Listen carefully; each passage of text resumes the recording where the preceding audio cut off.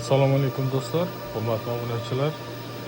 Biz yana bir navbatdagi obyektimiz, ya'ni oldin qo'yilgan obyektimizga akkumulyatorlar o'rnatib berdik. Bu yerda 4 ta akkumulyator qo'yilgandi. Qo'shimcha 6 ta akkumulyator qo'shib berdik.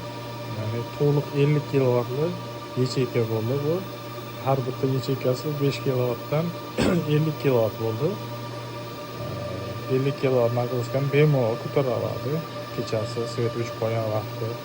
Bu yerda invertorimiz 50 kilovatli PLCT invertorimiz ishlab turibdi. Ko'rib turishlaringiz mumkin. Tarmoqqa 42. Bu quyosh panellari 42 kilovat ishlab beryapti. Tarmoqqa 37 kilovatini sotyapti. Xonadonga 2 kilovatdan ziyodroq to'rtta beryapti. Normal ishlab turibdi. Bu yerda mana akkumulyatorimiz 50 kilovat. Sizda ham to'pda muammo bo'layotgan bo'lsa, ishlab chiqarishingizga, xonadoningizda to'pda uzilishlar bo'layotgan bo'lsa, mana shu tizim sizga eng zo'r yechim. 50 kilovat invertor paneli bilan bu yerda akkumulyator.